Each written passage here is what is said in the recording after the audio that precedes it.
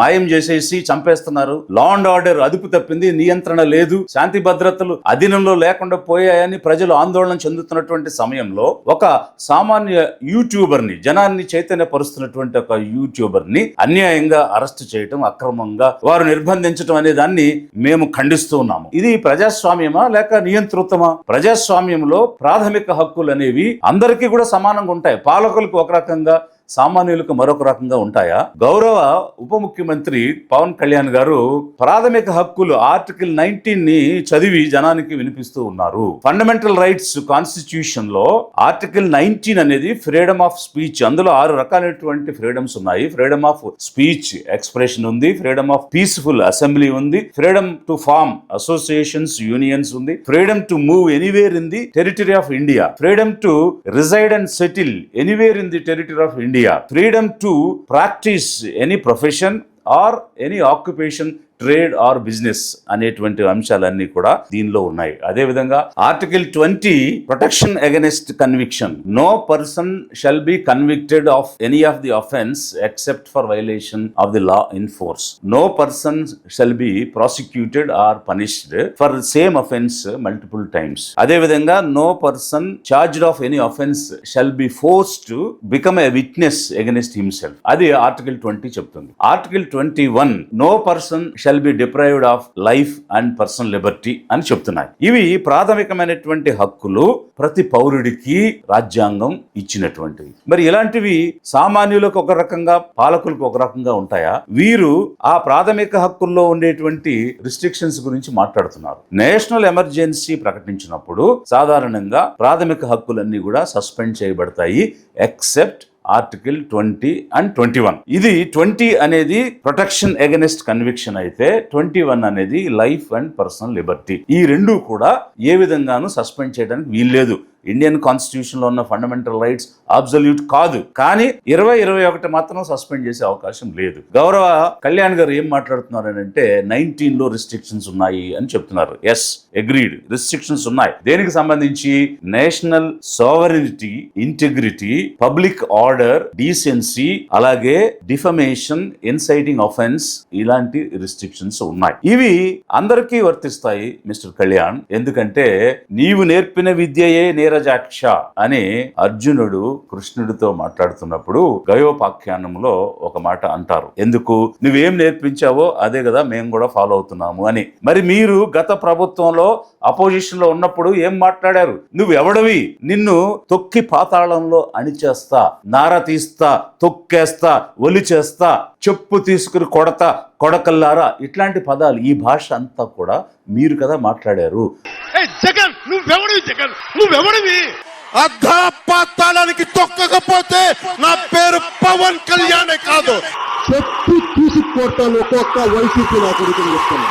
చెప్పు అటు తిప్పి ఇటు తిప్పి చెప్పు తీసుకొని పళ్ళు రాళ్ళ కొడతాను కొడకల్లారా ఒక్కొక్కడికి చెప్తున్నాను. మరి ఒక ముఖ్యమంత్రిని నువ్వెవడవి అని డిఫమేషన్ చేసినప్పుడు అప్పుడున్నటువంటి ప్రభుత్వం మిమ్మల్ని అరెస్ట్ చేసి 14 రోజులు రిమాండ్లో పెట్టి ఉంటే ఏ విధంగా ఉండేది? ఈరోజు మీరు రాజ్యాంగం ఇచ్చినటువంటి స్వేచ్ఛని వాడుకుంటూ మాట్లాడుతున్న వాళ్ళని, మరీ ముఖ్యంగా మీరు ఏ పదాలైతే వాడారో, మీరు ఏ భాష అయితే మాట్లాడారో ఆ భాష ఇంకొకరు మాట్లాడితే దానికి ఒక రూలు, మీరు మాట్లాడితే మరొక రూలా? పవన్ కళ్యాణ్ నా భాషని కొద్దిగా మన్నించాలి. ఎందుకంటే ఈ భాషని నేను నేర్చుకుంది పవన్ కళ్యాణ్ దగ్గర నుంచే. తొక్కిన్నార తీస్తామని పవన్ కళ్యాణ్ చెప్తాడు కదా, అలాగే తొక్కిన్నార తీస్తారు కొడక. పోనీ మీరు అపోజిషన్ ఉన్నప్పుడు అప్పుడు మాట్లాడారు అనుకుందాము.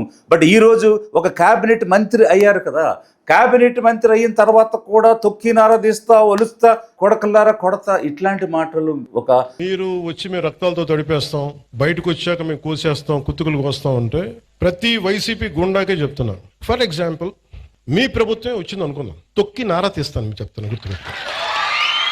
ప్రభుత్వాలు రావడాలు పోవటాలు ప్రజల చేతుల్లో నిర్ణయం ఉంటుంది తప్ప వచ్చినప్పుడు భయపడిపోయి ఇప్పుడు మీకు చెప్తున్నా కదా 3 సంవత్సరాలు ఉంది. రాజ్యాంగబద్ధమైన పదవిలో ఉండి మీరు ఎలా మాట్లాడతారు? మీకు అప్లై కానటువంటి రూల్ వేరే వాళ్ళకి ఏ విధంగా అప్లై అవుతుంది? గౌరవనీయ సీఎం సిబిఎన్ గారు లా అండ్ ఆర్డర్ గురించి అనేక మార్లు ఈ కళ్యాణ్ గారే మాట్లాడుతూ ఉంటారు. ఈ ఏపీ ప్రభుత్వంలో ఉన్న కేబినెట్ మినిస్టర్స్ మధ్య ఎవరి శాఖ ఏమిటి, ఎవరి విధులు ఏమిటి అనేటువంటి అవగాహన లేదా, ఆ స్పష్టత లేదా? మాట్లాడితే హోమ్ మినిస్టర్ మిసెస్ అనిత అంటారు, లా అండ్ ఆర్డర్ గురించి మాట్లాడతారు. పంచాయతీరాజ్ శాఖ మంత్రికి శాంతి భద్రతల గురించి కామెంట్ చేయటం, ముఖ్యమంత్రి నిర్వహించే శాఖల గురించి కామెంట్ చేయటం, హోమ్ మినిస్టర్ నిర్వహించే శాఖ గురించి కామెంట్ చేయటం ఏంటి? హోమ్ మినిస్టర్ అనిత గారు కూడా చెప్తా ఉన్నాను, మీరు మంత్రి, మీరు హోమ్ మినిస్టర్, మీరు నేను పంచాయతీరాజ్ శాఖ మంత్రినే, నేను హోం మంత్రి శాఖ మీరు బాధ్యత వహించండి. నేను హోం శాఖ తీసుకున్న పరిస్థితులు వేరుగా ఉంటాయి, గుర్తుపెట్టుకోండి. ఎవరి రూల్స్ వారు నిర్వహించరా? ఇది ఒక కలెక్టివ్ రెస్పాన్సిబిలిటీ కదా. కేబినెట్ అనేది కలెక్టివ్ రెస్పాన్సిబిలిటీలో భాగంగా ఎవరి పాత్ర వారు వహించి కలెక్టివ్ గా రాష్ట్రం కోసం పనిచేయాలి కదా. అది మీరు ఎందుకు మీ మంత్రివర్గానికి నేర్పలేకపోతున్నారు? మిస్టర్ సిబిఎన్, మిస్టర్ కళ్యాణ్, మీరు మాట్లాడుతున్నటువంటి రీజనబుల్ రిస్ట్రిక్షన్స్ అందరికీ వర్తిస్తాయి. మీ భాషకి ఒక రిస్ట్రిక్షన్, అదర్స్ భాషకు ఒక రిస్ట్రిక్షన్ అనేది ఉండదు. స్పష్టంగా ఆర్టికల్ 19 లోనే పబ్లిక్ ఆర్డర్, మొరాలిటీ, డిసెన్సీ అనేది అందరూ మెయింటైన్ చేయాలని చెప్తున్నారు. అది మీరు కూడా మెయింటైన్ చేయాలి ఒకవైపు. మరొక వైపు ఒకసారి అరెస్ట్ చేసి అదే కేసులో మళ్ళీ ఇంకో పోలీస్ స్టేషన్ తీసుకెళ్లి మళ్ళీ అదే కేసులో ఇంకొకసారి అరెస్ట్ చేయటం రాజ్యాంగ విరుద్ధము.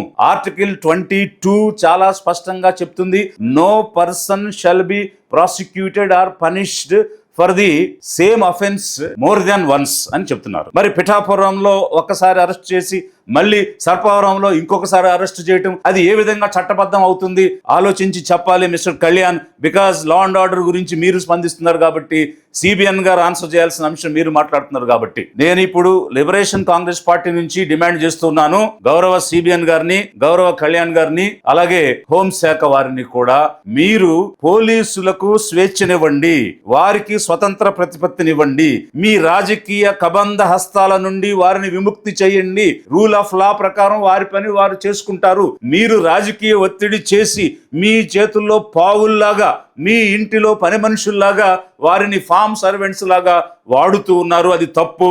శాంతి భద్రతల పునరుద్ధరణ రాష్ట్ర ప్రజలు కోరుకుంటున్నారు. We are demanding to fix the law and order situation in this Andhra Pradesh state. మీరు కంప్లీట్ గా మిజరబుల్ గా ఫెయిల్ అవడమే కాకుండా సామాన్యులను, ఒక యూట్యూబర్ని భయభ్రాంతులకు గురి చేసే విధంగా వేరే రాష్ట్రానికి వెళ్లి మరి అర్ధరాత్రి అరెస్ట్ చేసి తీసుకొస్తున్నారు. ఇది తప్పు.